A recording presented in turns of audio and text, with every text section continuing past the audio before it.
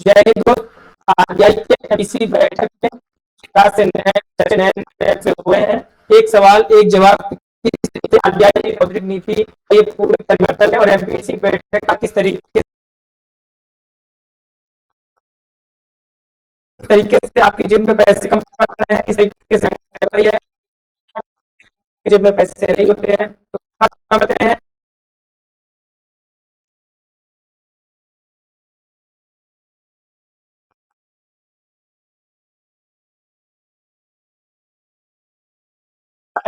कोई जो है बिजनेस बनाने के लिए उधार ले रहा है, उधार की किसके माध्यम से तय होता है, यह मुख्य विषय है। जवाब है reserve bank, RBI, reserve bank of India, जो सारे बैंकों को सारे पूरे सुविधाएं जो भी आप देखते होंगे सारी सुविधाओं को देने का काम करता है। तो समझ आइए कि अगर रिजर्व बैंक बैंक बड़ा फैसला लेने वाला है जो पूरी तरीके से जो है देश की अर्थव्यवस्था को रखने जा रहा है।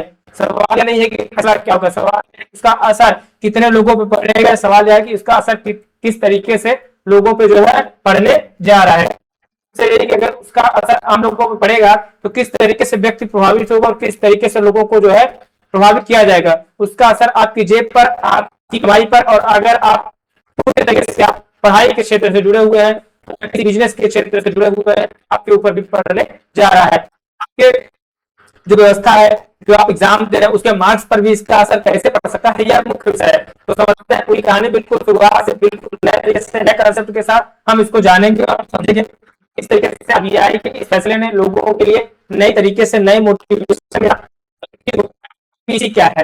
तो पीसी के द्वारा आरबीआई की मॉनेटरी पॉलिसी कमेटी, इसी मतलब होता है मॉनेटरी पॉलिसी कमेटी, कमेटी ने इसको बनाया था और हर साल इसकी जो है बैठक होती है। 2016 में जब आरबीआई के गवर्नर थे उर्जित पटेल जी, उनके उनके नेतृत्व में एमपीसी की स्थापना, एमपीसी कमेटी नई तरीके से काम करने लगी थी। यानी एमपीसी इस सभी में कुल 6 सदस्य होते हैं। याद रखिएगा एमपीसी एग्जाम में पूछा हुआ क्वेश्चन है, एमपीसी किसने बनाया था, ये उर्जित पटेल का समिति जब वो आरबीआई गवर्नर बनाई गई थी। ये हर 2 महीने में बैठक करती है और यह तय करती है कि देश में हर 2 महीने बाद इस बात का तय होता है कि ब्याज दरों को किस तरीके से निर्धारित करेंगे, क्या रहेगी इसकी पूरी इस बार की बैठक हुई और बैठक में इस बात का निर्णय लिया गया कि किस तरीके से आरबीआई अपना फैसला सुनाएगा।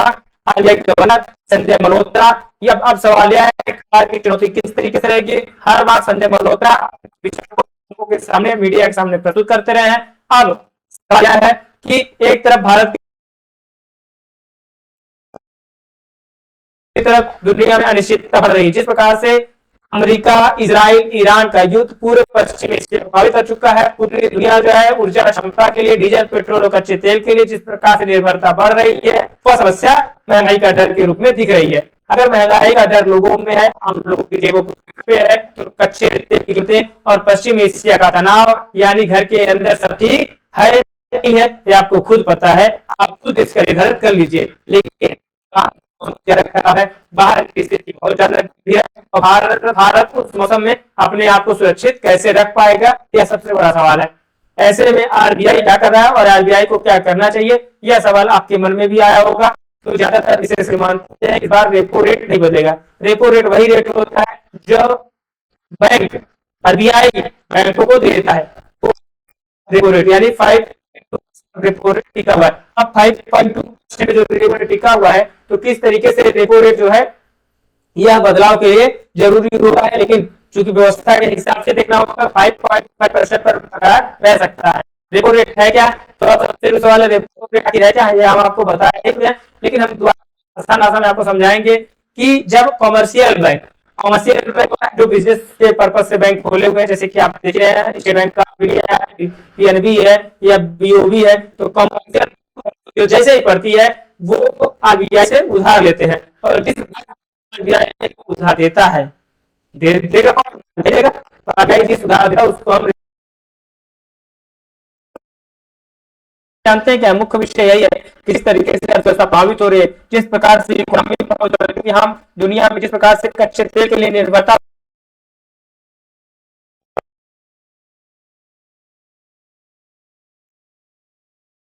और ये पूरी तरीके जो है बढ़ता जा रहा है और तेल के लिए दुनिया में जिस प्रकार से निर्भरता है, जिस प्रकार से हम इसीलिए हमारा देश जो है E20 पॉलिसी पे अब निर्भर होता जा रहा है। तो ये पूरे मसले को बैंकों को पैसा महंगा मिले या सस्ता मिले, लेकिन बैंक आपको महंगा लोन देंगे, इसलिए इस चीज को रेपो रेट को स्थिर रखा गया है। होम लोन महंगा मिलेगा, कार लोन महंगा मिलेगा, ईएमआई आपको ज्यादा देनी पड़ेगी, इसको सुधार के लिए रेपो रेट को स्थिर किया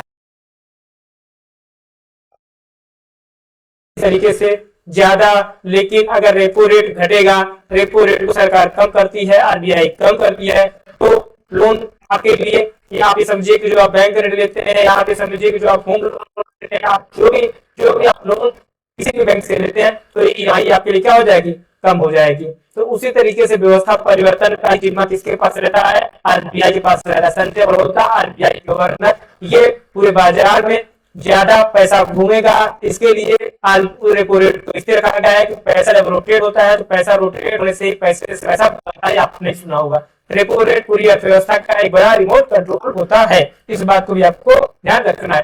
तो इस प्रकार से देख रहे हैं, ये दुनिया का ब्राजील देश है जहां पूरी तरीके से जो है गाड़ियां जो चल रही हैं वो किस तरीके से चल रही हैं, एथेनॉल बेस पे चल रही हैं। ठीक है, ब्राजील ये दुनिया का वही देश है। अब देखिए मुंबई से पिछले 6 महीनों का जो प्रदर्शन रहा है, किस तरीके से चढ़ाव के बाद हमने जो है रेपो रेट परिवर्तन लिया है, इस 5% पे ही रेपो रेट स्थिर रखने की सरकार की तैयारी बनी हुई है। अब मुख्य विषय यह है कि एक्सपर्ट्स या इकोनॉमिस्ट है वो किस बात पे विचार कर रहे हैं, तो विशेषज्ञों की राय हम सुन लेते हैं। इंडिया का मानना है ग्रोथ रेट जो है तो पूरी तरीके से जो है भारत के पक्ष में है, करीब 7.1 होता है। इंडिया का ये मानना है कि ग्रोथ रेट को जो है इस बार भारत के लिए अच्छा है। अभी चूंकि मानसून जिस प्रकार से प्रभावित किया गया था, जिस प्रकार से मानसून अनुमान लगाया गया था मौसम विज्ञान संगठन द्वारा, तो मानसून भी इस बार काफी अच्छी ठीक ठाक हो चुकी है, जो कि पहले ऐसा अनुमान था कि मानसून उतनी अच्छी नहीं होने जा रही है। लेकिन मानसून की जो स्थिति परिस्थिति उसको देख के लग रहा है कि मानसून ठीक ठाक है। महंगाई करीब 4% के आसपास रहने वाली है, इसलिए फिलहाल दरें स्थिर रहने की संभावना या दरें स्थिर रहने की जो है घोषणा हो चुकी है आरबीआई के द्वारा। मुख्य यही रहेगा कि हमारी इकोनॉमी, चूंकि भारत जो है दुनिया में एक विकसित नहीं बल्कि विकासशील अर्थव्यवस्था के रूप में जाना जाता है, तो विकासशील अर्थव्यवस्था वाले देशों के लिए ये मुख्य विषय है कि अर्थव्यवस्था को कैसे जारी रख सके। बैंक ऑफ बड़ौदा के मुख्य अर्थशास्त्री कहते हैं कि दुनिया में अनिश्चितता अभी भी है, मानसून और युद्ध दोनों पर जो है दुनिया की नजर है, लेकिन दोनों पर नजर रखनी, उससे ज्यादा दुनिया की नजर, उससे ज्यादा हमारी नजर, हमारे लोगों की नजर और पैसों का जो आदान प्रदान है उसकी नजर बहुत जरूरी है। इसलिए पूरे इस इंफ्रास्ट्रक्चर में नजर रखने के अलावा बिजली की खपत, वाहनों की बिक्री और यूपीआई ट्रांजैक्शन किस तरीके से ज्यादा मात्रा में हो सके, उस पर फोकस रहने वाला है। आप यूपीआई ट्रांजैक्शन ये बताते हैं कि ग्रोथ अभी भी चल रही है या नहीं चल रही है। जिस प्रकार से आप पैसा लेते हैं, जिस प्रकार से पैसा आप किसी को देते हैं, आपको शायद पैसा देते ही है, लेने का काम तो आपको भगवान ने दिया नहीं है, तो आप जब तक दे रहे हैं देते रहिए, फिर उधार की आपको जरूरत पड़ेगी आपको कोई नहीं देगा, ये दुनिया का नियम है। लेकिन आप अपनी ग्रोथ को अभी भी मजबूत बनाए रखिए।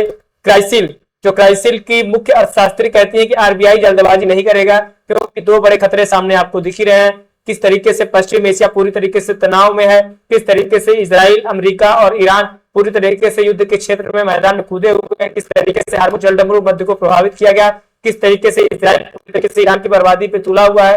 अब 2 बड़े खतरे जब भी सामने आएंगे, पश्चिम एशिया का और दूसरा मानसून।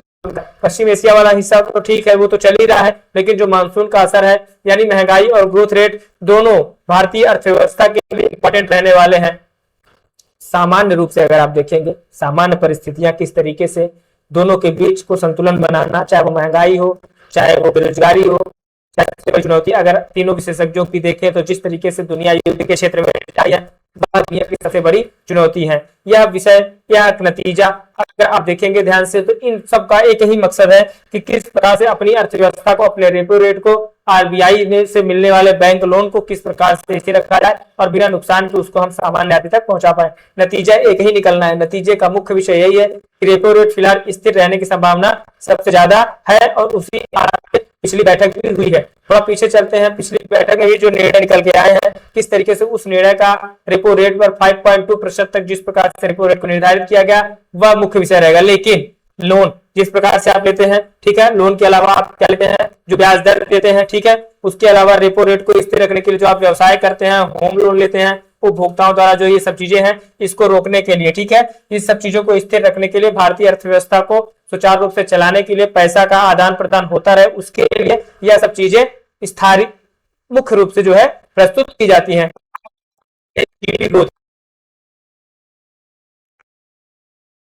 को 6.6% यानी महंगाई की चिंता थोड़ी बढ़ी है। मतलब ग्रोथ जीडीपी अगर इस तरह के 6.6 पे है तो इसका मतलब है कि महंगाई वो आपको दिख भी रही है कि महंगाई बढ़ चुकी है। महंगाई की चिंता थोड़ी बढ़ी है और ग्रोथ को लेकर सतर्कता भी जरूरी है, क्योंकि हम विकसित देश नहीं है, हम विकासशील देश है, तो हमारा मुख्य फोकस रेपो रेट पे रहता है। इसलिए आरबीआई हर कदम बहुत सोच समझकर उठा रहा है। संजय मल्होत्रा के साथ चूंकि आरबीआई में उप गवर्नर तो मुख्य रूप से सबने मिलकर इस बात पे, इस आधार पे इस रिपोर्ट को प्रस्तुत किया है कि यह बहुत सोच समझकर उठाया गया कदम है।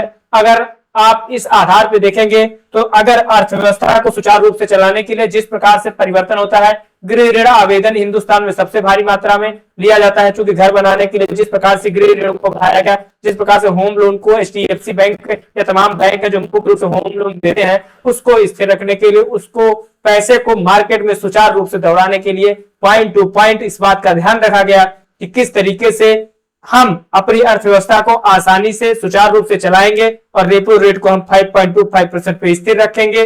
ये आरबीआई गवर्नर संजय मल्होत्रा का एक शानदार दृष्टिकोण के साथ शानदार लिया गया कदम था। इन्फ्लेशन टारगेट मुख्य रहता है।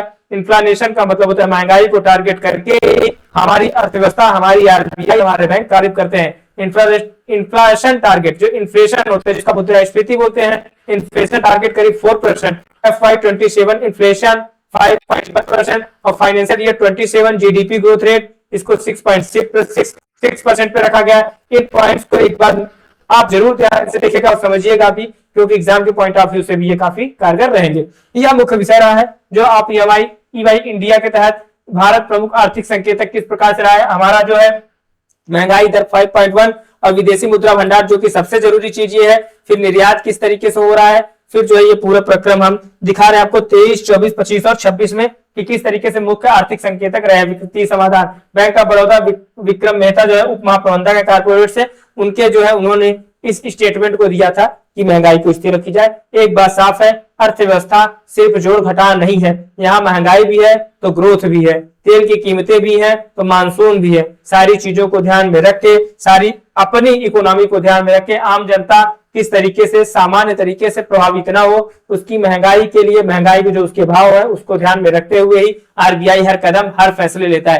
तेल की कीमतें भी मानसून के साथ साथ प्रभावित हो रही है, दुनिया की राजनीति भी, इसलिए हर फैसला सोच समझ कर लिया जाता है। दुनिया की राजनीति में आप देख ही रहे हैं कि दुनिया कितने तरीके से अस्थिर होती जा रही है। आप एक तरफ हार्मुज जलसंधि वाला मुद्दा देख रहे हैं तो एक तरफ ईरान वाला मुद्दा चल रहा है, उधर अमेरिका का अपना अलग डोनाल्ड ट्रंप का चल रहा है और इजराइल में नेतन्याहू अलग तरीके से अपना बैंड बजा रहे हैं। तो अब क्या सिर्फ रेपो रेट स्थिर रखना काफी है? तो बिल्कुल काफी है। अगर रेपो रेट हमारे पूरी तरीके से सरकार को महंगाई को नियंत्रण में रखने के लिए रेपो रेट मुख्य विषय होता है ना।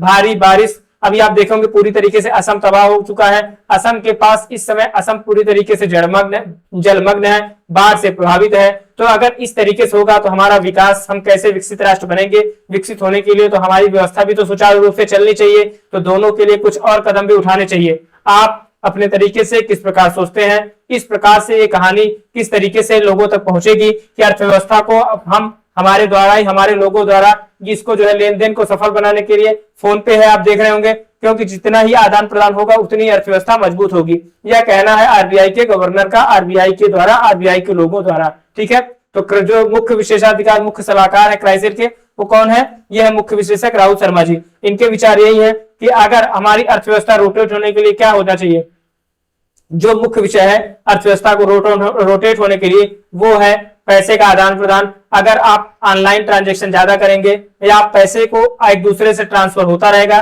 तो कहीं ना कहीं वो देश की स्थिर व्यवस्था के लिए सही रहेगा। इस आधार पे मुश्किल संतुलन, आर्थिक चुनौतियां किस प्रकार से स्थिर रहेंगी, वह मुख्य विषय है। कर्ज किस तरीके से आप देख रहे हैं, ऊंची महंगाई, वैश्विक अस्थिर आर्थिक चुनौतियां जो अपने देश में है वो कर्ज है, ऊंची महंगाई और वैश्विक अस्थिरता है। बढ़ता राजकोषीय घाटा यह मुख्य विषय रहने वाला है और आपूर्ति श्रृंखला में बाधा। ठीक है, आपूर्ति श्रृंखला में बाधा का मतलब है जैसे असम में बाढ़ आ गई तो अब वहां पे आपूर्ति कैसे जाएगी, वहां पे दाल चावल रोटी या फिर जो भी खाने वाले सब्जी फल दूध कैसे पहुंचेगा, तो आपूर्ति श्रृंखला में वहां पे बाधा उत्पन्न हो गई। ठीक है, अब फिर देखिए सतत विकास में क्या है, विदेशी मुद्रा भंडार। भारत की समय विदेशी मुद्रा भंडार 701 बिलियन डॉलर की है, जो कि कम है। अब विदेशी मुद्रा भंडार की ही दुनिया में लड़ाई चल रही है। और मजबूत बैंकिंग बहुत जरूरी है। विनिर्माण क्षेत्र को किस तरीके से हम बढ़ावा दे सकते हैं, बुनियादी ढांचे में जो निवेश है उसको हम किस तरीके से आगे ले जा सकते हैं, यह हमारा मुख्य विषय होने जा रहा है। तो इस तरीके से जो है पूरी अर्थव्यवस्था को सुचारू रूप से संचालित करने के लिए भारतीय रिजर्व बैंक अपने बचत के लिए दो मुख्य वित्तीय तुलनाओं को किस तरीके से दुनिया के सामने प्रस्तुत कर रही है, और इस तरीके से अर्थव्यवस्था को प्रतियोगी परीक्षाओं की जो तैयारी कर रहे हैं उनके लिए किस तरीके से इकोनॉमी और इकोनॉमी से जुड़े हुए क्वेश्चन, रेपो रेट किस तरीके से सरकार उसको निर्धारित कर रही, वो सारे तरीके यहाँ से आपको सीखने को मिल जाएंगे। और इस तरीके से जो है पूरी प्रक्रिया को हम आपके साथ जुड़े हुए हैं और आगे भी हम जो है जुड़े रहेंगे। तब तक के लिए आप किसी भी एग्जाम की तैयारी कर रहे हैं तो आप करंट अफेयर्स के लिए यहाँ पे जुड़ सकते हैं। तब तक के लिए धन्यवाद, नमस्कार, थैंक यू, जय हिंद, जय भारत।